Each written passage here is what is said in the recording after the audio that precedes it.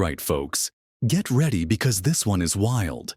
Stephen A. Smith, the outspoken sports commentator turned cultural critic, just walked into the lion's den, The View, and left the co-hosts reeling. Specifically, Sunny Hostin, who thought she'd steer the conversation her way, found herself facing a whirlwind of facts and logic that she clearly wasn't prepared for. You are the left, and you were a prisoner to the extreme left. Do you think the Republicans are sort of an extreme fringe party? No, at this point?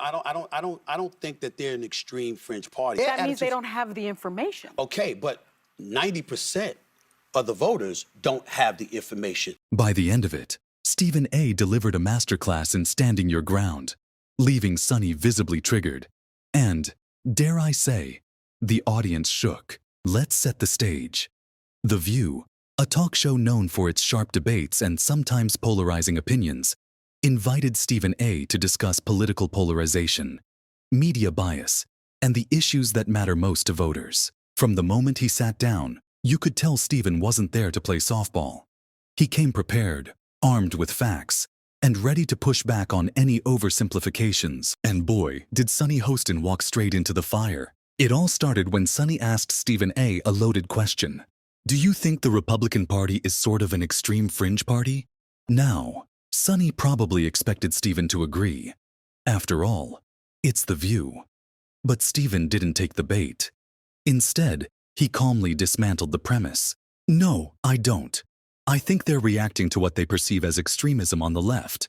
Boom. That statement alone flipped the script. It was clear from the look on Sunny's face that she wasn't expecting pushback. Stephen went on to explain how both parties have their extreme elements. But the majority of Americans are centrists who care more about compromise than ideological battles. Most Americans don't operate on the fringes, he said. They want solutions, not screaming matches. But Sunny wasn't ready to back down. She argued that many voters are simply uninformed and need to pay closer attention to political issues. And here's where Stephen A. dropped one of his most memorable points of the discussion. Sunny, that's unrealistic.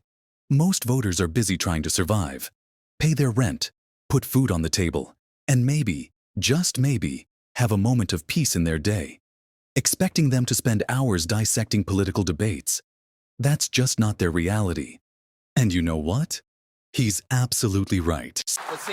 But I think that's where the mistake is made. Yeah, you're saying it's ridiculous. I don't disagree with you. Yeah. But most of the voters out there don't think like that. But that means they don't have the information. Okay, but 90% of the voters don't have the information. If you're out there busting your tail to make ends meet and to pay your bills, and you're going to work every day, and you got a family to take care of, and you're in New York City, you're getting stuck 2 hours of your day, you're stuck in traffic. You understand? You got a whole bunch of stuff to go through. You don't have time to know what you and I know. Maybe you need to listen to the news when you're in traffic. Well, again, maybe I agree with not that. be uninformed.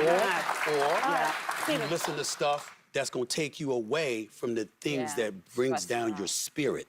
And that's unfortunately what most voters are doing. Stephen didn't stop there.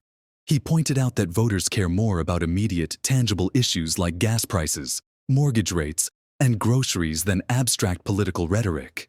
It's not about percentages or inflation rates for most people, he said. It's about how much gas costs and whether they can afford their rent. That's what's actually in their wallets. One thing to recognize is this, and I've said this often. When we look at the economy, I remember when Biden came into the office, he inherited about 1.5% inflation. It ballooned to about 9.1% before it ultimately came down to where it is now, right? That doesn't mean anything to minorities. The percentage of inflation, and here's the percentage. Nah. How much does gas cost? How much does the groceries cost, okay? How much does rent cost? How much does my mortgage cost? That's what folks pay attention to, what's actually in their wallet. I don't know too many minorities that want to trust the system. And so when people speak, although you're right and righteous with your emotion and your righteous indignation, other people are saying we have the right to have righteous indignation when it comes to our pocket, or when it comes to our lifestyle, or when it comes to our environment. If we see crimes in the streets and stuff like that, we see homelessness and it's ballooned, we got a problem with that, and we don't believe this person is the answer compared to that. So what? They might have insulted a bunch of people. We don't like it, we hate it, but in the end, it's not more important than my pocketbook or my lifestyle. But you know what? Stephen, however, calmly explained, "Sunny, you can't treat the Hispanic community as a monolith. Cubans think differently than Mexicans, Puerto Ricans, and Dominicans. Each group has its own priorities and experiences. Some care about the economy, others care about the border. People aren't walking, talking stereotypes." The audience was stunned. It was a mic drop moment that highlighted just how nuanced voter behavior can be.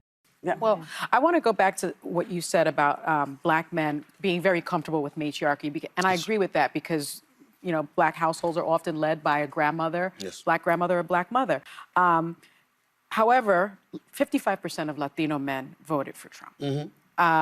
Why do you think that happened? Well, I think that economically, they were looking at things. First of all, you've got, in this country, you've got Cubans, Mexicans, Puerto Ricans, Guatemalans, Venezuelans, Colombians, et cetera, et cetera. And if you talk to the Hispanic community, depending on who you're talking to, they think differently. The Cubans think differently than the Dominicans. The Dominicans think different than Colombians. To some, the economy was a priority. To some, believe it or not, it was the border. You had some folks within the Hispanic populace that were encouraging the borders to be closed. I'm Puerto Rican, right? So the Hispanic community is not a monolith. I Absolutely. agree with you. And a lot of, I think, people that are of Hispanic origin from, let's say, South America or Central America, they're willing to close the door behind them instead of letting somebody else. Stephen then turned his focus to the media, calling out how it often amplifies the loudest, most divisive voices. "The media loves a narrative because it's easy," he said. "But real life is messy, and voters are smarter than they're given credit for." He argued that both political parties need to stop catering to the fringes and start addressing the needs of everyday Americans. You are the left. You leaned and you were a prisoner to the extreme left in a lot of people's eyes. Well, guess what? Most of America doesn't operate on the fringes. Whether you're left or you're right, you're relatively centrist. You believe in compromise, negotiation, working with one another. Nobody gets to get everything they want. The problem is those on the fringes continuously push for you to get everything you want. They're not about getting things done. They're about getting their way. And if they're not going to get their way, they're about complaining and griping about it because they understand that when you are operating based off of grievance, that's usually what provokes you to get to the polls. And that is why they don't mind feeling aggrieved and displaying and disseminating that kind of message, because they know people are going to gravitate to that. And as a result, that might get them to the polls. And then came one of the most controversial moments of the discussion. Stephen A. addressed the debates around transgender athletes in sports, pointing out how these policies often spark concern among parents and athletes. "This isn't about targeting anyone," he said. "It's about fairness and competition. These are real issues that deserve real conversations, not dismissive rhetoric." Sunny fired back, calling his stance ridiculous. But Stephen didn't flinch.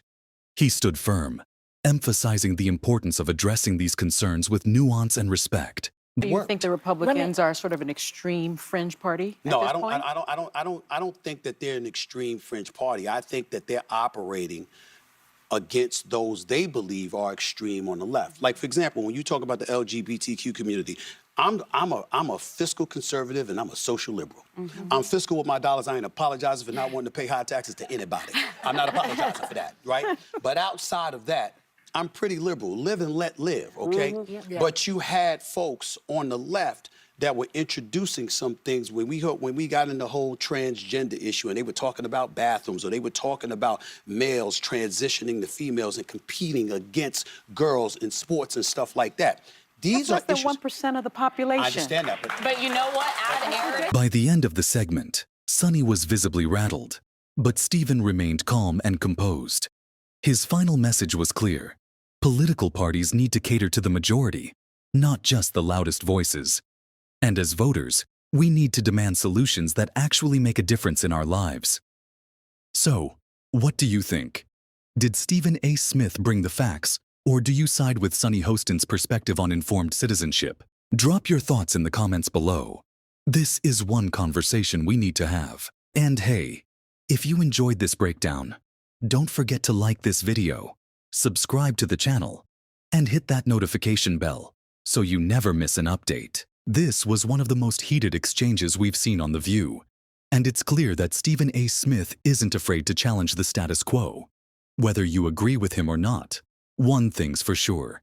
He's sparking conversations that need to happen.